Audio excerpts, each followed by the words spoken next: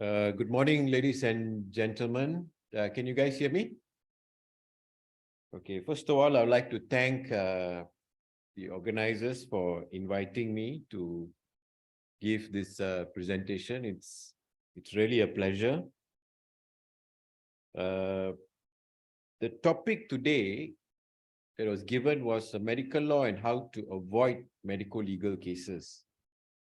I decided to add to reduce the risks, because in reality, you cannot 100% avoid a medical legal case, because anybody who is unhappy can file a claim in court, right? They just have to pay 400 over ringgit, prepare a claim.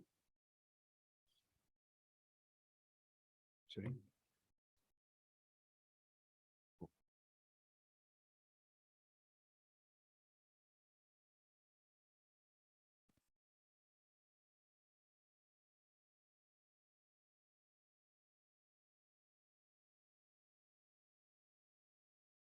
Okay, so anybody can file a claim in court against a doctor if they're unhappy. So the focus of today's presentation is to highlight steps that you can take or you shouldn't take when you're practicing as a doctor, so that if at all you are sued or if at all you are hauled up before the Malaysian Medical Council, you would have a better defense against the claim by the disgruntled patient. Okay? Now, before we talk about the do's and don'ts, I wanted to address, this is the outline of the presentation today. So before we talk about the do's and don'ts, I wanted to highlight a little bit about the standard of care that is determined by the courts. Meaning, if in the unfortunate event that a doctor is sued, then when does the court decide that the doctor is negligent? What standard must be achieved before the court will decide the doctor is negligent?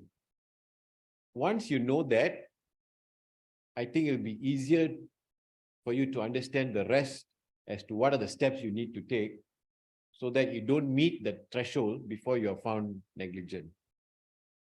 All right, then we'll talk about the challenges that we face when we are defending doctors, meaning not that the doctors are difficult, but how to win the case in court.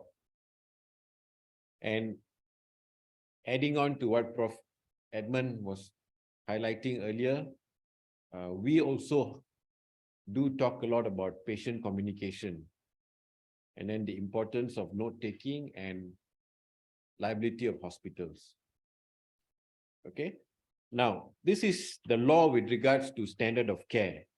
Now, what I normally do is I divide three eras. The first is the era before 1997. Then you have the second era of 1997 to 2017. And now we're living in the third era of 2017 onwards. So what do I mean by that? Now, before 1997, if a doctor was sued in Malaysia, as long as you can find an expert which supports what the doctor has done, the court will rule in favor of the doctor. Of course, the legal jargons are much more complicated, but I'm giving you the simple version. So before 1997, as long as the doctor has an expert to support what he has done, the court will rule in favor of the doctor against the patient. In 1997, with this case Fu Fiona, the court changed the law. The court said, no, we are not going to let doctors decide. You bring me all the expert evidence. We, the judges, will decide which expert I would rather believe between the two competing experts. So in 1997, they changed the law. So you'll have the patient's expert, the doctor's expert, the court will evaluate, and then they decide which expert they feel is better. But in 2017, the federal court changed it. They went back to the original position, the pre-1997 position. But they modified it a bit. So what did they do? They took out treatment and diagnosis on one side, and they took advice and communication to another side. All right. So when it comes to treatment and diagnosis, they go back to the old law, which is if you have an expert that supports the doctor, we will follow the expert. Provided, and now they got a caveat, provided his evidence withstands the test of logical analysis. In other words, if the defendant's expert withstands cross-examination in court, steady, everything okay, no problem. The court will rely on him for treatment and diagnosis, right? But if, let's say, in court, his evidence crumbles, the doctor's expert's evidence crumbles, he cannot back up his assessment, then the court will say, look, your evidence, Koya already in court, so I'll follow the patient's expert. But if both are equal, I follow the defendant for treatment and diagnosis. But for advice, the court said, we will still decide. We will still decide. Why? Because we can sit in the shoes of the patient to know what kind of information the doctor should have given us. Of course, we must still be guided by expert evidence, because sometimes we also won't know what the doctor should or should not have told. But after listening to all the evidence, we will then decide whether the advice given was sufficient or not. So you see the distinction, treatment diagnosis, I follow what the expert says. Advice, I will decide based on available evidence. Now, why did the court come to this decision? Because the court recognized, like what one of the slides earlier said, medicine, where even when I first started, before I started doing medical legal work, when I was dealing with doctors, we always as lay people believe that doctors is almost like God, isn't it? They know everything. We want an affirmative answer. We go and see a doctor, if they say, oh, we are not sure, it could be this, it could be that. A lot of patients cannot handle such information from the doctor, right? And the courts also took that view for about 20 years. But then the court realized we can't, because it is not an exact science. You can have two experts, two doctors facing the same patient, the same problem, but coming up with a different treatment protocol, right? And they both could be right. So let me share with you a case I did many years ago. This was a case where the patient had severe, very bad diabetes. And he had a bad infection in the buttocks area, and there was necrotic tissue. So he was very, very ill, almost dying. He was rushed to the hospital emergency department.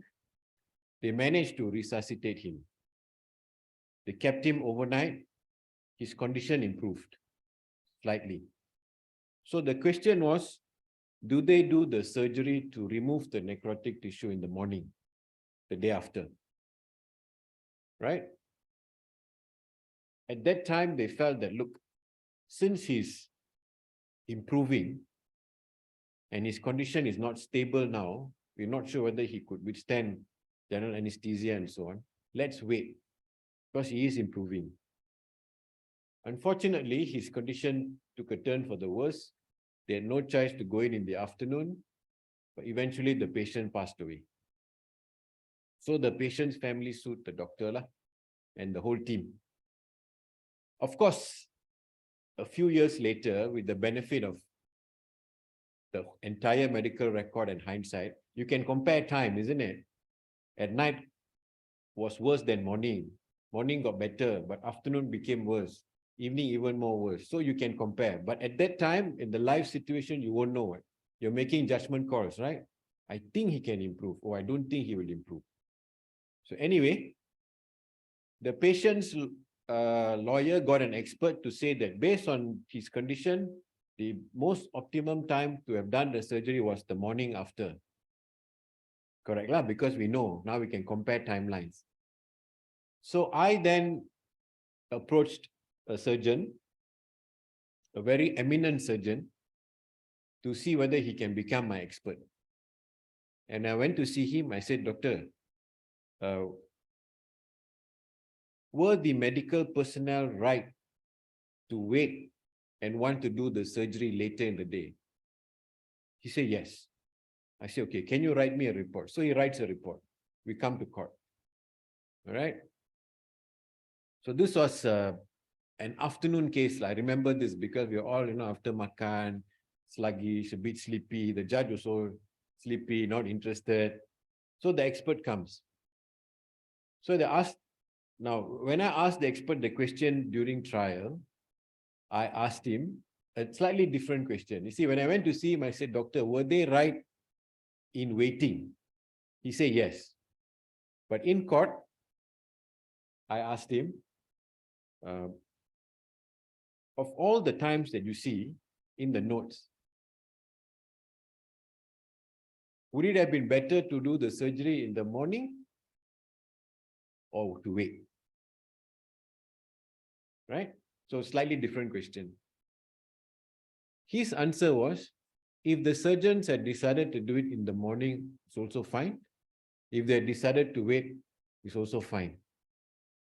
So then the judge woke up. I also got stunned because that's not what he told me. Then I realized my question was wrong, was different, right? So the judge said, both also can. Because remember, the judges don't do only medical legal cases. They do other cases, So once in a while, they'll get a medical legal case. So they have no clue. A lot of them are not familiar. So we don't know that. A lot of them don't know that it's not exact science. So how can you say morning also can, afternoon also can? So then the surgeon explained. So it depends on the surgeon, the anesthetist, the judgment call. Do they think that he will improve? He's not improve. So to me, if they done the surgery, then it's a judgment call which is correct. If they made a judgment call to wait, it's also correct. So he explained. And he was right. The court accepted it and the claim was thrown out. Right? So the federal court here also acknowledged that, look, it is not an exact science. So to ask we lawyers to decide which is better is not fair. Unless the expert for the doctor is so bad, he cannot even defend his position, then yes, we rule in favor of the patient. Okay? So this is important because if any of you happen to be sued, you know what is the standard that the court looks for. Now,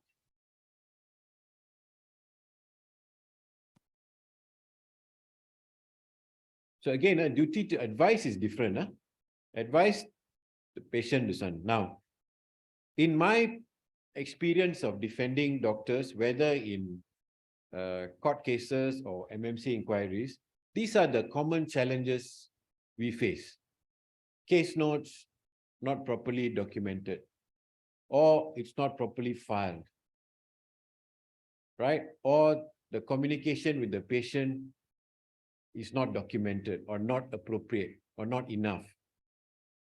Or you find that medical reports are not properly written. So these are the challenges we face when we go to court or when we defend a doctor in the MMC inquiries.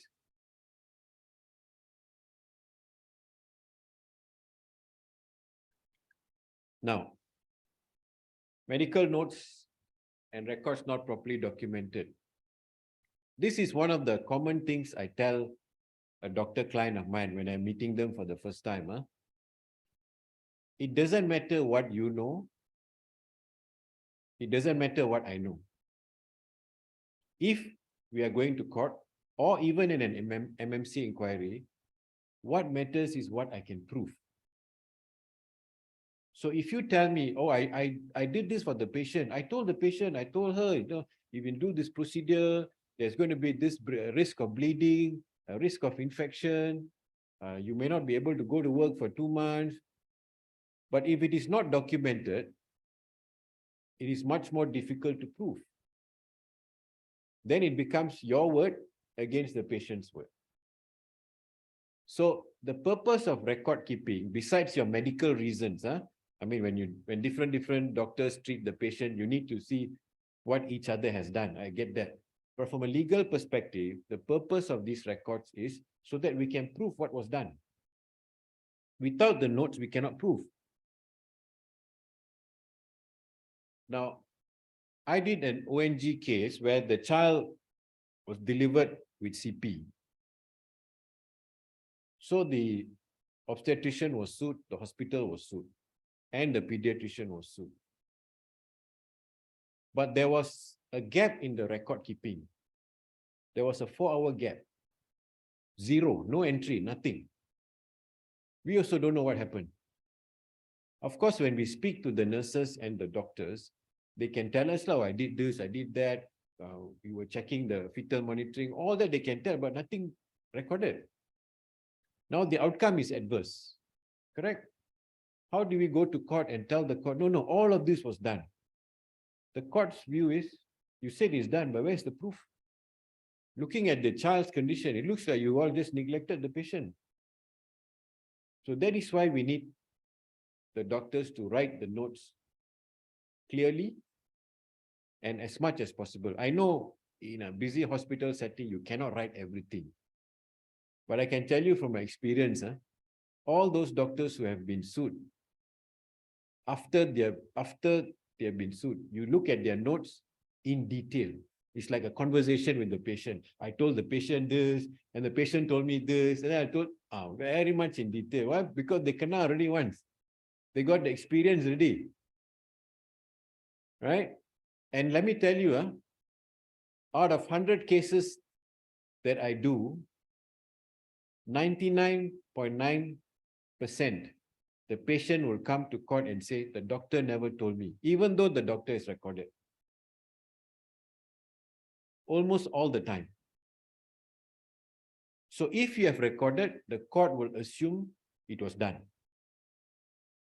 Unless somebody can prove that it was doctored. But if it is recorded, the court will assume, okay, yes, the doctor did it. In fact, I did one case recently, it was an ENT procedure. The decision not out yet. But the doctor had recorded the advice given and a few other things. But the patient kept insisting, no, all this was never told to me. Oh, this was not done. There was quite a number. Finally, the judge asked her, are you really telling me that almost everything in these notes is a lie? Then the patient said, no, I'm not telling it's a lie. It's just that I'm saying he never told me. He said, if he didn't tell you, then why would he write it? Right? So the judge will always accept. If it is written, it's done. The challenge we have is a lot is not written. Now, legibility of writing. Of course, nowadays, a lot of notes is all digital, right? It's all, so we don't have this problem. But those days, in fact, some hospitals still have handwritten notes. We have a problem because we cannot read the handwriting. We lawyers cannot read, never mind. When we take the notes and give to an expert to write their report, they also cannot read the handwriting. So they come and tell, hey, Hari, I cannot read the doctor's handwriting. He said, if you cannot read, what chance do we have? Right?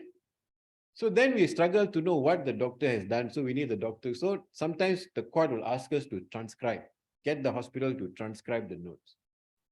So if you have to write clearly, and then short form A lot of the short forms, we all don't know. So I know now because I've been doing this for 23, 24 years, but you go before courts who don't do it often, they don't know. A lot of doctors put fracture as hashtag, the hashtag femur, right? Hashtag femur. Then you'll have a judge ask you, what's this hashtag femur?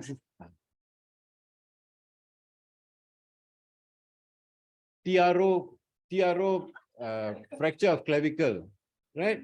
You know, in the courts, TRO means temporary restraining order. What the wife gets against the husband. Then question mark. Question mark. Question mark. Let's say question mark dengue, for example.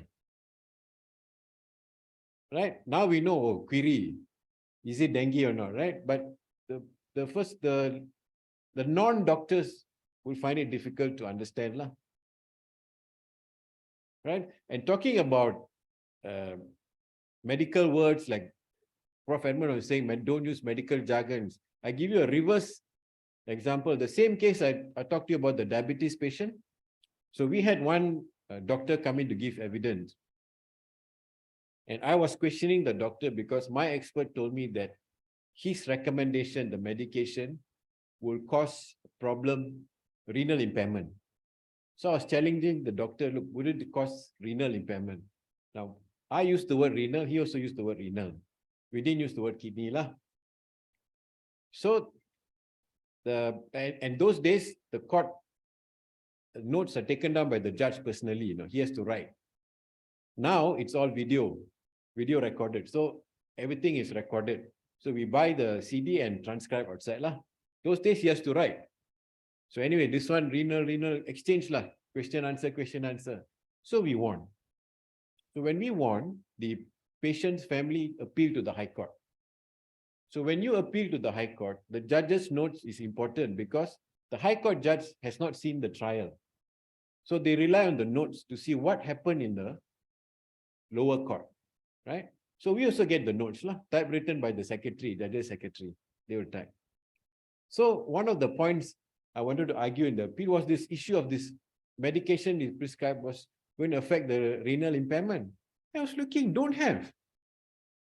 Turns out the judge wrote anal all the way, anal impairment. Yeah. So we went back to court because we cannot bring this up to the High Court, all wrong, right? So we thought, okay, this is very sensitive because how to say you got it all wrong, right? So we went back to court and we said, look, I think your secretary typed out wrongly. It all should be. So we got it amended. So like what Prof. Edmund was saying, medical jargon, even when you speak to judges and lawyers, sometimes we can't grasp it. So if I had used kidney, I think he would have known. You know? So these are the challenges we face. So when you have incomplete case notes, we have a challenge to prove to court that this was done. Right? So the nurses, for example, when you all deal with nurses, all of you all are qualified doctors or studying to be doctors or here? Half? Oh, okay. Right. So when you are dealing in a hospital, you have to also ensure that the nurses record everything properly, because if they don't record, you can also have a problem because you all do, the doctors generally just the brief one. A lot of times, I can tell you when we do a case, the doctors escape because the nurses recording is more extensive, it's more complete. So we say, look, they say, oh no, doctor didn't tell me. Then we see the nurse was written there. Oh, doctor so-and-so has actually spoken to the patient and explained this and this and that. I said, but there, the nurse was there. Right? So record keeping, if it is complete, easier for us to prove what happens in court.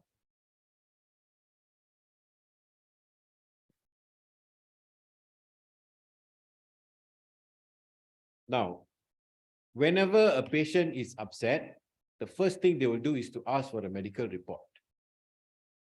Because generally the hospitals don't release the records early. So they'll ask for a medical report. Now, my advice to doctors is, and all of y'all future doctors is, write the report based on what is in the case notes. A summarized version, right? You should not have information in the medical report which isn't in the case notes. Because that will then show to the court that, okay, this guy probably felt that he did something wrong, so he needs to bolster his defense by writing a more comprehensive report which cannot be supported by the case notes. So in the medical report, you can say, look, she was feeling anxious. So I told him, that not in the records is okay. Can accept still. But if you have BP readings and all the other readings in the medical report, which is not in the case notes, then I also will ask, where did you get this information from? And my own experience in a case I did, MMC case, this doctor, it was an ONG matter. So he gave a report which had a lot of these readings, quite comprehensive. But his case note, because he was running a clinic Wanita, Paka Wanita, so their notes is written in the attendance, the card, So very, very, very abbreviated notes, right? So he gave me a copy of the notes. A lot of what was in the medical report was not in the notes, especially BP reading, temperature, all of those. So I asked him, how can you write something here which is not in the notes? And this report was done many months after. So he said, no, I can remember. I said, cannot be, doctor. I mean, a bit difficult. Huh? Then he said, oh, actually what happens is, for more difficult and complicated cases, I have a separate book where I write this information. So I, as a lawyer, all of these are red flags, right? So he brought me the book. Again, all these cases that I'm highlighting where there is this wrongdoing and all, these are all very extreme and isolated cases. But I'm using it only as an example to show you all what kind of problems can happen. The bulk of the cases, 99.9%, the doctors are honest, sincere. Even if they have not written, they say, look, I really didn't write. A lot of them will tell me, look, this one, I think we better settle. Something went wrong. And that can happen, right? Even the best doctors, sometimes something can happen. But this kind of isolated cases I want to highlight because it shows what kind of problems you can get into if you start doing all these unethical things. So he brings me the other book. The first 50 pages is empty, of the book. The entry is in page 51. So I said, look, doctor, I don't think we should be using this, right?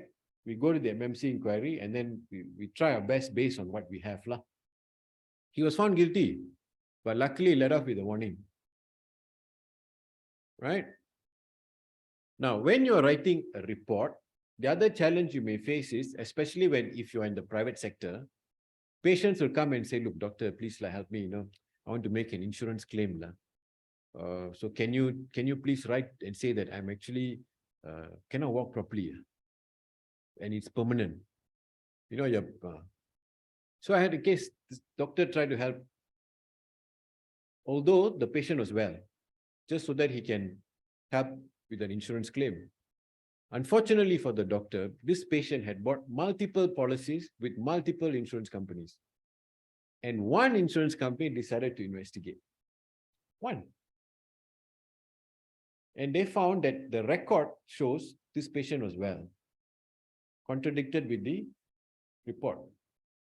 So the doctor was suspended. Right? There was another case that I did where the patient complained that she had retained product of conception. So she sued because she claimed she had infection. So I asked my client, the doctor, I said, doctor, was there a retained POC? No, confirm, don't have. Confirm. Then he gives me a copy of the medical records. The records also all taken out clear. But remember, as lawyers, when we get the record, we get only the photocopy. We don't get the original. Okay, so anyway, he said, no, I didn't do, definitely nothing left. Okay, lah. Now, in court cases, the process is first the patient will file a claim. It's called a statement of claim. Then we file a defense, the doctor's defense. It's called a statement of defense. Then after that, there'll be a few months where parties will exchange documents. So the claimant will send us documents they want to use to prove their case. We will have documents to prove our defense. Of course, in medical negligence cases, the main document is the case notes. And then the patient may have gone to another hospital, incurred medical expense, and also they'll send document. So in this particular case, when the patient's lawyer send me their documents, they send me a medical report written by my doctor saying that the patient had retained POC. So my initial impression was, somebody forged my doctor's signature, So I immediately called the doctor. I said, doctor, I think your signature has been forged on this medical report because I'm seeing a medical report here which says that you signed and the patient had retained POC. Oh, yeah. I wrote the report. I said, why did you write the report? No, because the patient wanted additional MC. So she needed to show to the employer that she is unwell. So she asked me to write like this and I wrote. So what do you think we had to do? Settle? How to go to court and say, no, this doctor lied to defraud the employer? We can't, man. So no choice. We had to settle. So, and when you work in a private hospital especially, sometimes the hospital management, who may not be clinicians, they may tell you things like, never mind lah, just write this lah, because pity the patient, not on the basis of good customer service. Never ever do it. Don't, because you never know when one of this will come back to bite you. So when you write a report, follow what is in the case notes, right? If you're saying, look, when I spoke to the patient looked anxious, that's fine, no problem. But don't add on too much, because we can sense, the judges can sense, the lawyers can sense. And some of these patients' lawyers, they also do this quite regularly. If you will come across firms like PS Ranjan and Co., they are very, very seasoned. The moment they see, they'll know something is not right. We also now can see it. We know already. Something is not, this entry is not very right. Now, the other challenge is documents go missing. Sometimes the file, your case notes, the medical records, some documents are not there. So if you're able to influence the administration, please make sure, number one, if the record is kept properly, paginate it if you can. Even in handwritten form is fine. Because if a document goes missing, then we have two problems. One is we cannot prove something. Sometimes the document that goes missing may not even be important to the case, but because it has gone missing, the claimant's lawyers will make a big issue out of it. Then the judge also will follow. What kind of hospital is this? The records also cannot keep them. If they cannot even keep proper record, then do they even take care of the patient properly? You see the thought process. So we had a neurosurgery case in Malacca that we did. And one of the issues raised was they wanted to know what was the neurosurgeon's request when he sent the patient for MRI. So they wanted the request form, but the request form was missing. We had the MRI report, but we didn't have the request form. So the lawyer was trying to suggest that the request was insufficient and all the kind of things. But the issue in the case was actually something else. It was the surgery itself and whether the doctor had injured the disc, the spinal cord. But this MRI became an issue. So it for the judge, it's like, hey, what? They can't even keep proper records. So then it becomes a problem. The perception is there already. Right?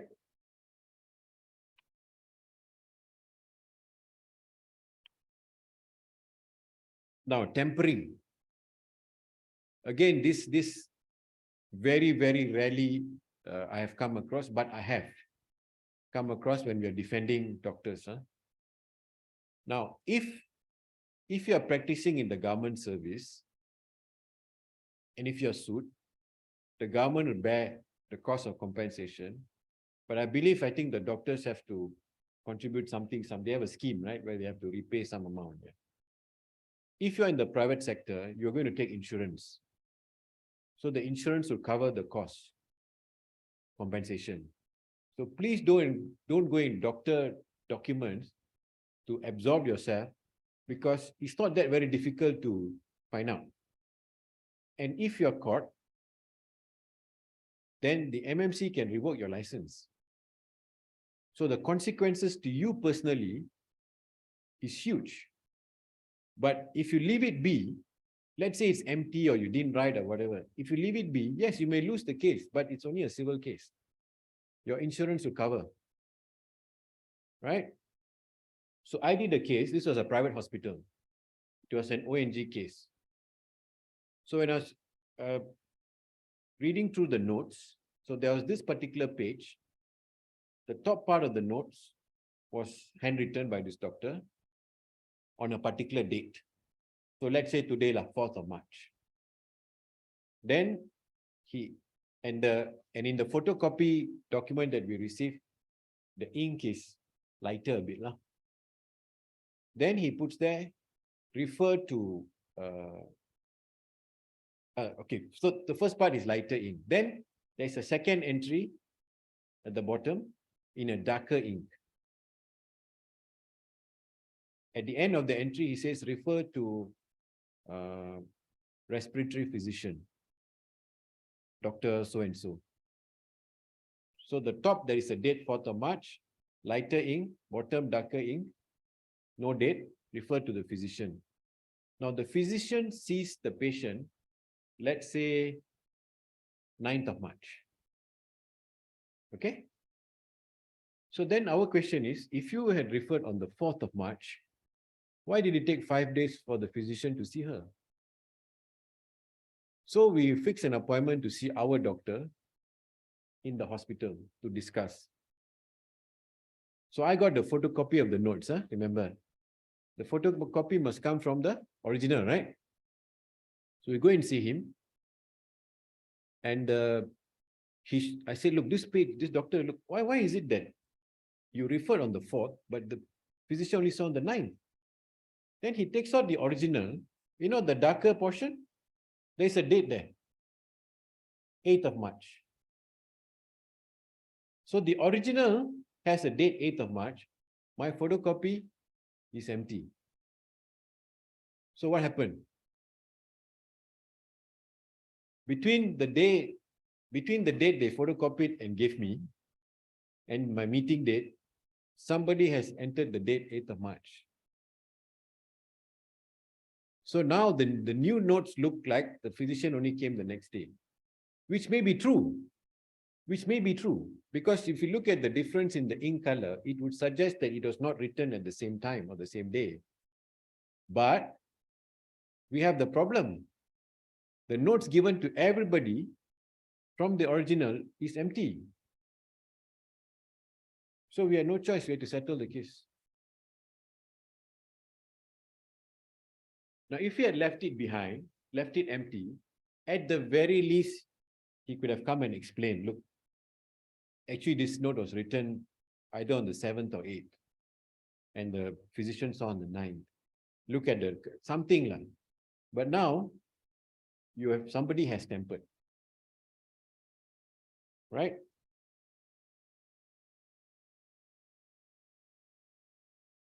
Anybody got any questions so far?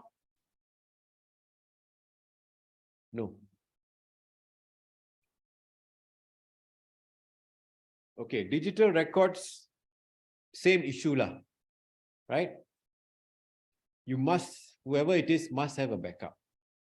Because if it is corrupted and we don't have the records, we have the same issue. We cannot prove. If we cannot prove, we're going to lose. So the importance of the document is so that we can show what was done by the medical personnel. Now, I was quite surprised when I was sitting through Prof. Edmund's presentation, because the MRCP exam seems to focus a lot on communication. We have the same challenge also in court. Sometimes the doctor doesn't explain. We know. Sometimes we know the doctor explained, but the patient may not understand. That's also common. So the only way we know that the doctor has explained is if he's documented it. Right? And this, early on, we were told, if you explain to the the uneducated person or the B40 patients, very difficult for them to understand. I can tell you, even the educated fellows sometimes don't grasp what the doctor is saying. So it's a problem that is quite universal. So I was quite intrigued by what Prof was saying, the question at the end. How are you going to explain this to your wife when you go back home? I think that's a very good question to ask, because then we'll know whether the person understands what's going on. A simple example, I give you the ENT case that is ongoing now. She had a deviated septum and enlarged turbinates. So the doctor was going to trim the turbinates and do a septoplasty. The patient insists. He told her he was going to do a laser surgery. There was no mention of laser anywhere in the notes. He also didn't mention. And subsequent ENT surgeons who examined the notes said there's no evidence of laser. But she insists that he said laser. Now, she's obviously wrong factually. But she's got a degree in biomedicine. So you then wonder whether she heard it wrongly, or wonder whether the doctor may have said it's like a laser surgery, but it's not. We don't know. It's like a laser surgery because I'm not going to use a knife, but it's not. We don't know what happened. But you wonder because she insisted today that he said laser. So it's an example I'm giving to show that it's not people who are in the B40 or not educated who can understand. A lot of people can't seem to grasp it. Okay, I'll tell you a funny story. My uncle had meningitis. So I went to the hospital because now in my family, I'm a half doctor because I do all these cases. They say, no, Hari, can you please come? At least you'll understand what's going on with the doctor is telling. So I'll have to go. So another uncle of mine who was in the government service, he also followed to listen to the doctor. And she said, no, we're going to do the surgery. It's a very risky, very serious. He's in serious condition. We have to rectify the membrane. She used the word membrane. My uncle, who's also a bearer of doom, he heard it as brain. He immediately rushed back to tell his sisters, including my mother, oh my God, it's a brain surgery. It's very serious, blah, blah, blah. He goes on. Then when I went, they said, brain surgery. Nobody told us a brain surgery. I said, no, it's not a brain surgery. Then he just came and told us, I said, no, she mentioned membrane. Okay, so he forgot the mem and he went. So these issues really happen, So what Prof was saying just now is so vital because it can avoid you being hauled up to court or MMC if you get them to understand to the best of your ability. Now, informed consent. All procedures, you must get consent from the patient. Now, it is a misconception that the form is good enough. So you can have a 50-page consent form. The courts are not going to accept, even though they sign. They want to know proof that you explained. So how do you show proof? You write down the main risk. You write down that have explained these are the risks, the main ones. Remember I told you just now, duty to advise, the courts will decide whether you have advised sufficiently. Here also same. Because what is material, simplistically what the courts look at is what is material information is, and information which more likely than not would have changed the mind of the patient. So first you got to give them the risk, the bigger risk. Then doctor explained one of the tests for MRCP is history taking, right? So in your history taking, you must ask what's the occupation of the person, right? So if she's a singer, or if he's a singer, and then if you're going to intubate the patient, then the risk of damage to his vocal cords or the voice must be explained to him or her, even though the risk is minimal. Because to that patient, that could be material. See, the word is material. But to me, who cannot sing to save his life, you don't have to tell me. It's okay. It's okay. I cannot sing anyway. Right? So the history taking becomes important in a court case because you should have known she's a singer. So if I'm doing a septoplasty and there is a risk that there could be depression in the nose, there is a risk sometimes the depression in the nose. If that person is a model or an actress, you have to tell her. Right? So history taking relates to material information. Now, I mentioned that it must be information that they more likely than not will change their mind. So we did a case. This guy had a tumor in the colon near the rectum area. So it's quite a large tumor, reasonably large tumor. So the doctor said, look, do a chemo, shrink it, then we remove it. So he did it, shrunk it, so went in for a removal of the tumor. So they told him, look, we will remove this much of the colon, then we will do an anastomosis. We'll join back the colon using the stapler as an equipment. Unfortunately, during the procedure, the stapler malfunctioned. So what they did, they pulled the colon and did a stoma. And he came out fine. He's okay lah. 5 years later, he sued the doctors for the back. Cancer in remission, huh? Sued the doctors for the fact that he has the back. Now, he actually has gone to see the same surgeons. They told him, look, you put on a lot of weight. So, reduce your weight so that the risk of surgery is reduced. Then we'll reverse this. No problem. Anyway, he sued. So, can you believe it? Huh? His argument in court was, if I had known I was going to have a back, I would not have done this cancer surgery. That's his argument. Right? His daughter also came and testified that. Which is why today when we have a witness, we are no more surprised at what they can come and tell in court. Even doctors, I have doctor clients who tell you, ask this expert this question, he will definitely answer this. I'll say, no more only. I don't believe that because they can always answer something else. And when I did the ENT surgery case, I asked the expert, doesn't this show deviated to the right? And before that, I asked my doctor, whose right is it? Is it the patient's right or your right? So he said, it's always the patient's right, right? But when I put forward the question to the expert, he said, no, it's the doctor's view. Yeah. So I always tell my client, always assume they will give an answer which is unexpected. So how do we mount a comeback? So similarly, in this case, the patient said no.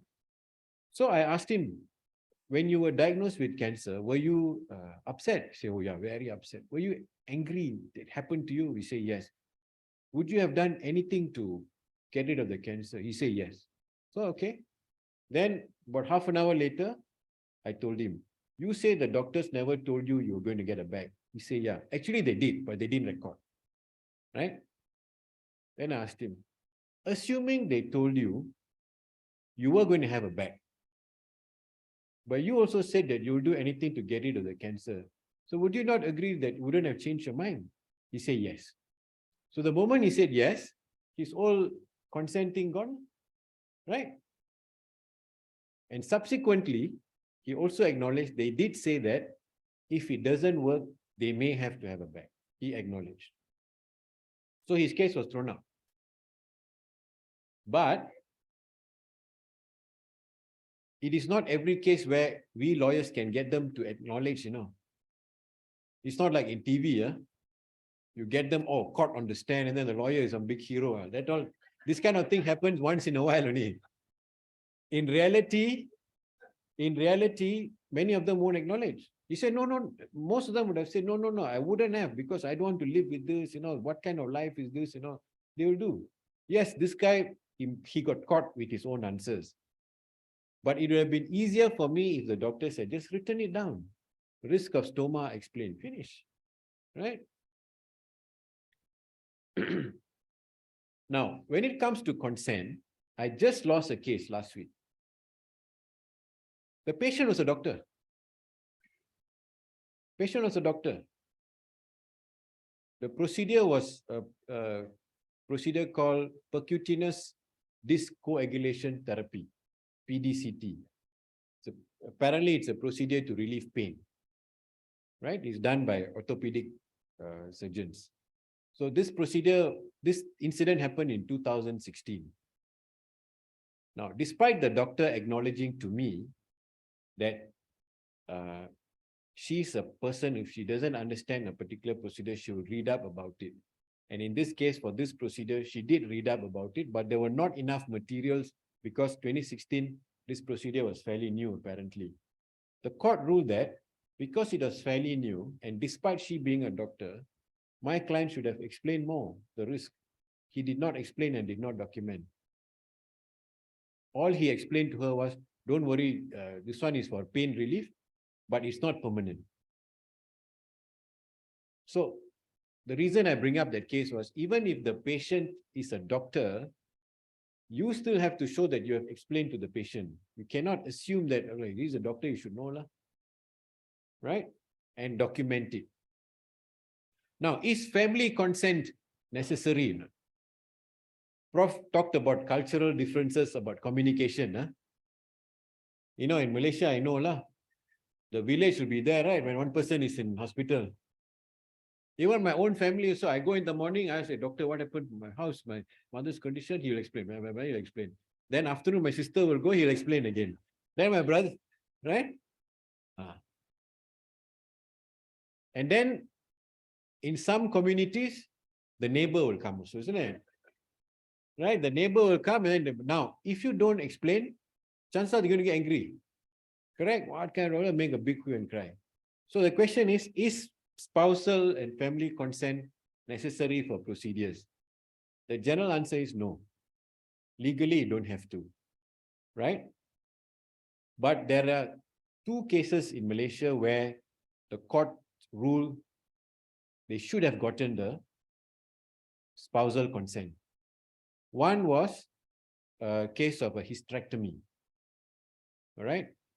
But there, the courts ruled that you needed the spousal consent because the consent form had a column for the husband to sign, and the husband didn't sign. So they said, look, if you had a column for the husband to sign, you should have got it. And there, the patient was the nurse in the same hospital. The other case was a retired judge's wife was the patient. They used this case, the hysterectomy case, as a precedent to rule. Now, in that case, in the wife's case, she didn't want the Ryle's tube put in before anesthesia was administered because she said she'll feel like she's vomiting. And then she always, from day one, said, look, I don't know anything, you speak to my husband. That was her attitude. I don't know anything, you speak to my husband. Why don't you speak to my husband? For this particular incident, they put the Ryle's tube after they administered the anesthesia, but she started vomiting. So she choked on her own vomit. And there, they didn't consult the husband.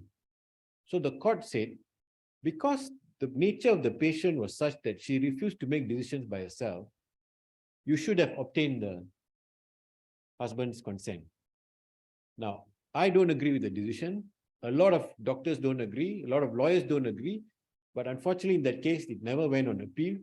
So it's still a case in the High Court, but we don't really follow. Okay? So now comes the problem. If you are dealing with a community, now you know patient confidentiality is sacrosanct. Only the patient can know information. Legally, you cannot even tell the spouse. I have 3 cases in MMC where a spouse has lodged, the patient has lodged a complaint against the doctor for revealing medical information to the spouse. 3 cases without consent. But we all know that 90% of the time, we go with somebody, isn't it, to see the doctor in Malaysia. Like I said, the village comes, right? So what do? My advice is, when you see the patient, especially you know that this one could be a complicated or could lead to complication, you ask the patient straight away, who among your family members I shouldn't talk to? You reverse it. And then you note it down. So she may say, I don't want you to speak to my cousin Jega. I don't want him to know. Maybe lah. Note it down. Which means all other persons I can talk to. That way you are covered from a confidentiality standpoint. Okay? Because you're not going to change the culture overnight. So might as well protect yourself this way lah. Now, how much to tell the patient? Now, it depends on the patient and the case. Right? What is material, what is important, you need to tell, and you record it. And how to tell? In layman's term lah. Don't use renal lah. Use kidney. So that person also understands. Like what? That's why I was quite fascinated by the slides Prof. Edmund was sharing, because these are the same challenges we face in real life. In fact, I don't know whether it is there, but one of my early cases, I was talking to this professor in HUKM. So she was saying that they were introducing communication skills as a subject in the master's program. This was way back in the mid-90s. So I don't know whether they've introduced or is it a big part of your curriculum, but it is. And when you communicate, like what Prof. Edmund was saying, empathetically, the chances of them being angry is lesser. And when they are less angry, the chances of them taking you to court is also slimmer. We had a case, this anesthetist who was also doing a side business of alternative kind of treatment. No? So this patient was having cancer. So somehow she found him and he was giving her all these herbs and supplements and all at an outside clinic, but he was insured lah. But she was not getting better, apparently. So her brother was getting very angry because the cost of treatment was expensive. So he lodged a complaint to MMC. Now in MMC, anybody can lodge a complaint, not just the patient. In court, only the victim can file a suit. So either the patient, or if the patient is passed away, the immediate next of kin can. But in MMC, anybody. So the brother lodged a complaint. But he had a problem moving forward because the sister, who was the patient, refused to come. She said, I got no problem with this doctor. You went and lodged a complaint. So eventually the brother lost interest, the claim was thrown out.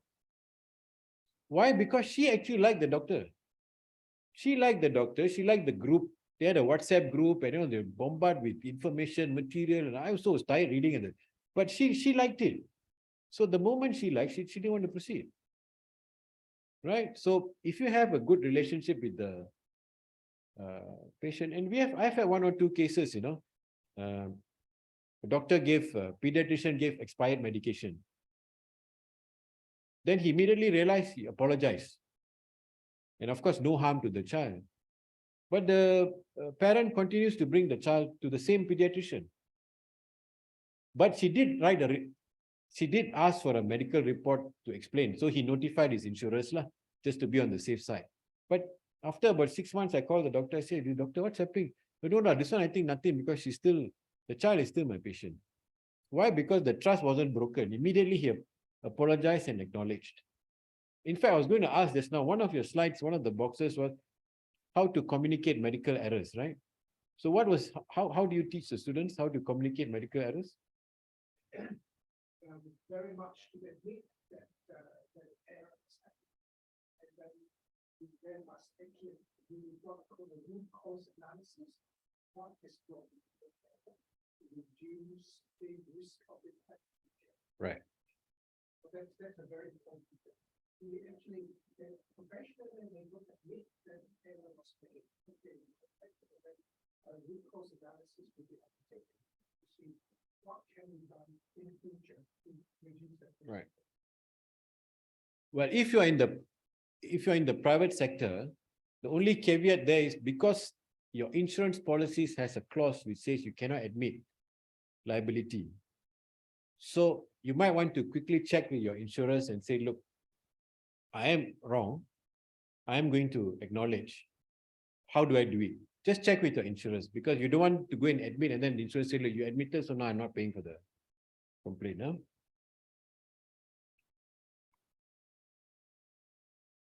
Now, can hospitals be found liable? Yes. How? If the hospital staff is negligent, then the hospital become automatically liable. We call it vicarious liability. Whatever the employee does, the employer bears the responsibility. Sometimes equipment is faulty. Then the hospital bears responsibility as well. Sorry? Now, in the private sector, you have doctors who are consultants, who are independent specialists. They are not employees of the hospital. So general rule is, if they are negligent, the hospital escape liability. But in limited circumstances, we call it non-delegable duty. If non-delegable duty is proven, then the hospital can be equally liable for what the independent consultant has done. So what is non-delegable duty? I give you a simple example. You know your local councils? You come out the roads are all supposed to be maintained by a local council. If there is a pothole and somebody meets an accident, they'll sue the local council. Local council will say, look, I didn't cause the pothole, my contractor did it. He was the one digging and putting cables, so it's not my fault. The law says no, because you are the local council, you have authority over this, you are supposed to protect the road users, you cannot delegate your duty to a contractor. That's why they say non-delegable. It's a non-delegable duty. I cannot delegate. I can sue him separately in the contract for doing a shoddy job. That's between you and him. But between you and the road user, you cannot delegate the duty. Similarly, hospitals, in limited circumstances, the courts have said you cannot delegate the duty and say, oh, this is an independent contractor. I don't know anything about it. So what are the circumstances? The simplest one is the patient goes to the hospital with a problem, and then the hospital says, oh, you need an orthopedic surgeon to look at you. We've got 3 doctors here. Who you want? In those circumstances, if the doctor is negligent, the hospital could be liable. Why? Because the patient and the doctor didn't have a previous relationship. See, the assumption is by virtue of special relationship with the claimant. Didn't have a previous relationship. I don't know who is a doctor. You recommended, so you must take some responsibility. In those circumstances, the hospitals may be found liable. But if you already know, let's say I know Prof. Edmund, and he's in a private hospital. I go and I say, no, I want to see Prof. Edmund. He has been my doctor before. I want him to treat me now. Then the hospital won't be found because I didn't delegate the duty. You wanted him. So that's the distinction. Okay?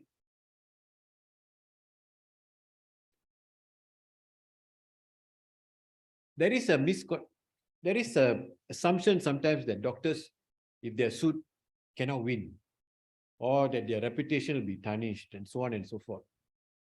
So I will tell you that we have had many cases where the doctors have won. To win, we need an expert to support your case. So how we do it is simple. If you have an expert report that says what you did was right, then we'll fight to defend you. Unless the claim is so small, not worth your time, we just pay off and close the file. Or if the claim is worth, say, 3 million, but the patient is willing to accept 100,000, then your insurer will say, look, I might as well pay the 100,000 because if something goes wrong in court, we may be screwed because there is always a risk of litigation.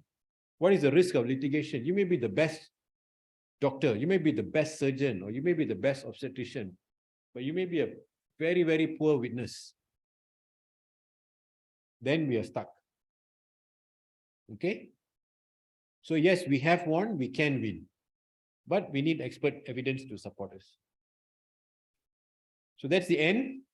Any questions? Anything you want to clarify? I hope I wasn't going too fast. Yeah.